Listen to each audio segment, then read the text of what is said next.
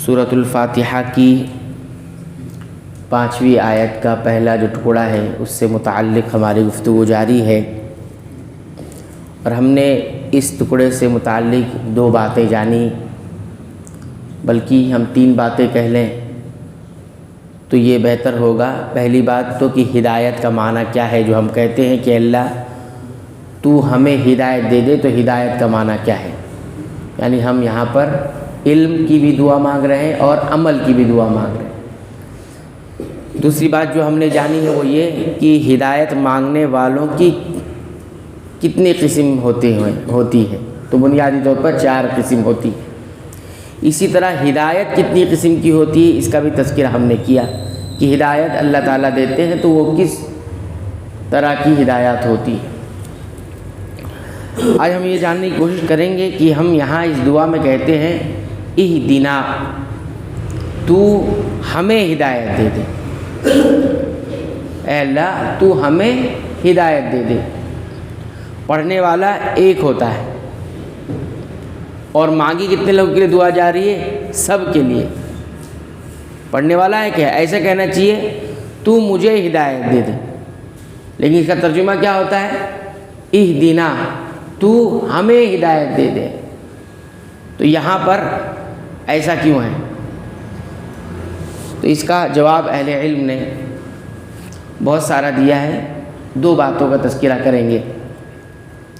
اس سے پہلے والی آیت میں بھی ایسا ہی ہے، اس میں کیا بتایا گیا؟ ایاک نعبد، ہم تیری ہی عبادت کرتے ہیں۔ عبادت کرنے والا ایک ہے اور کہنے والا کہہ کیا رہے ہیں؟ ہم، یعنی بہت سارے لوگ۔ وَإِيَّاكَ نَسْتَعِينُ، ہم تیری ہی، تجھی سے ہی مدد مانگتے ہیں، کہنے والا ایک ہے، اور صیغہ کس کا آیا؟ جمع کا صیغہ آیا ہے۔ ایسا کیوں ہے؟ تو سب سے پہلی بات جو 5ویں آیت کے ٹکڑے میں ہے اہدنا، اس میں آپ دیکھیں گے یہ دعا ہے، اور دعا اہل علم کہتے ہیں یہ بہت عظیم مقام ہوتا ہے۔ جب ایک بندہ دعا مانگتا ہے تو بہت بڑے مقام پر چلا جاتا ہے، ایک بہت بڑے مقام اور درجے میں چلا جاتا ہے کہ دعا مانگ رہا ہے۔ اور دعا کے بارے میں نبی کریم صلی اللہ علیہ وسلم فرمایا دعا ایک عبادت ہے، اور اللہ تعالیٰ کا حکم ہے ادعونی، مجھ سے دعا مانگو۔ تو اللہ جس چیز کا حکم دے اور اس چیز کو کیا جائے تو یہ بہت بڑا مقام ہے۔ تو اس مقام کی بلندی کے لیے اہدنا، اے اللہ تو ہمیں ہدایت دے۔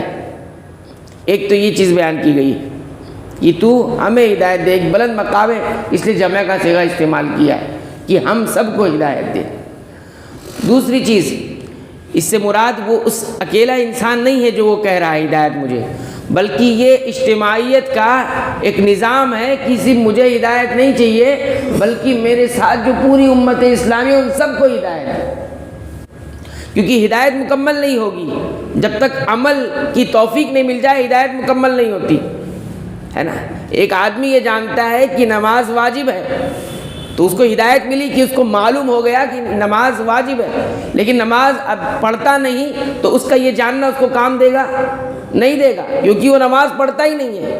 واجب حکم جاننے کے باوجود بھی نماز نہیں پڑھتا تو اس کی ہدایت یہ مکمل نہیں۔ ایسی امت کو معلوم ہے حق کیا ہے، لیکن حق پر وہ اسی وقت ہدایت یافتہ ہوگی جب وہ اس پر چلے گی۔ تو اس طرح سے ایک فرد ہے وہ دعا سب کے لیے مانگ رہا ہے، اجتماعیت اور اتحاد کا درس ہے اصل میں۔ اہدنا، تو ہمیں ہدایت دے دے، مجھے صرف ہدایت نہیں چاہیے، میرے ساتھ اور لوگ ہیں انہیں بھی ہدایت چاہیے۔ اس طرح سے آپ دیکھیں گے کہ آپ امت کی غیر حاضری میں اس کے لیے بھی دعا کر رہے ہیں، ہدایت کی دعا۔ یعنی جس کے پاس علم نہیں ہے اس کو علم کی ہدایت مل جائے، اور جس کے پاس عمل نہیں ہے اس کو عمل کی ہدایت مل جائے، اور جس کو عمل کی ہدایت ہے لیکن استقامت نہیں ہے اس کو استقامت کی ہدایت مل جائے، وہ اسی پر قائم اور دائم رہے۔ یہ ہو گیا۔ تیسری بات جو بہت اہم ہے وہ غور کرنے کی ہے، انسان کو بسا اوقات ایک وسوسہ لگ جاتا ہے، وہ کیا کہ جس راہ پر میں چل رہا ہوں وہ میں اکیلا ہوں۔ کیا ایک وسوسہ لگ جاتا ہے کہ جس راہ پہ میں چل رہا ہوں تو کیا میں اکیلا ہوں اس پہ؟ شیطان وسوسے ڈالتا ہے تم اکیلے ہو اس پر، یہ حق نہیں ہو سکتا، تم اکیلے ہو، اور لوگ کہاں ہیں اس میں؟